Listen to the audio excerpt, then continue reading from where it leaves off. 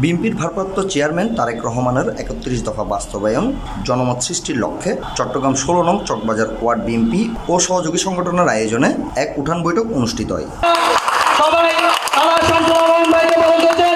নভেম্বরের ১ তারিখ শনিবার চকবাজার দেরসমিয়া লাইন বড় গ্যারেজ এলাকায় ১৬ নং চকবাজার ওয়ার্ড বিএনপির আহ্বায়ক মোহাম্মদ মঞ্জুর আলমের সভাপতিত্বে ও চকবাজার থানা ছাত্রদলের সাবেক প্রতিষ্ঠাতা সভাপতি ও তরুণ নেতা নুরুল আলম শিপুর সঞ্চালনায় অনুষ্ঠানত প্রধান অতিথি হিসেবে উপস্থিত আছেন জাতীয়তাবাদী দল বিএনপির কেন্দ্রীয় নির্বাহী সদস্য ও চট্টগ্রাম ৯ কোতোয়ালি আসনের বিএনপির সংসদ সদস্য পদপ্রার্থী আলহাজ শামসুল আলম। একটা অনুরোধ, আমাদের জনাব তারেক রহমান যিনি আমাদের জন্য একটা নিয়ে এসেছেন যে ৩১ দফা বাস্তবায়ন যে রাষ্ট্র অবকাঠামো,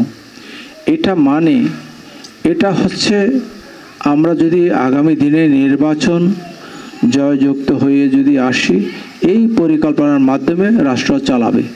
এর বিশেষ অতিথি হিসেবে উপস্থিত আছেন চট্টগ্রাম মহানগর বিএনপির যুগ্ম আহ্বায়ক শওকত আলম খাজা, চট্টগ্রাম মহানগরের সাবেক ছাত্রনেতা আলী হায়দার বাবু, মহানগর ছাত্রদলের সাবেক সহসভাপতি বাপ্পি দে, ১৬ নং চকবাজার ওয়ার্ড বিএনপির সিনিয়র যুগ্ম আহ্বায়ক আবু আহমদ, চকবাজার ওয়ার্ড বিএনপির সদস্য সচিব জাহিদুল আলম জাকু, সাবেক বিএনপি নেতা Mohammad M A Halim, Kapasgola unit বিএনপির সভাপতি নুরুল হাসান টিপু, সাধারণ সম্পাদক হিরু, জয়নগর ইউনিট বিএনপির সভাপতি মোহাম্মদ রুবেল, মহানগর যুবদল নেতা মোহাম্মদ জসিম, ১৬ নং বিএনপির যুগ্ম আহ্বায়ক মোহাম্মদ কামাল, চকবাজার থানা বিএনপির নেতা মোহাম্মদ আলী, রিয়াজউদ্দিন সত্তার মামুন, ইউনিট বিএনপির সিনিয়র সহসভাপতি জানে আলম সহ ১৬ নং চকবাজার ওয়ার্ড বিএনপি ও অঙ্গ সংগঠনের নেতৃবৃন্দ।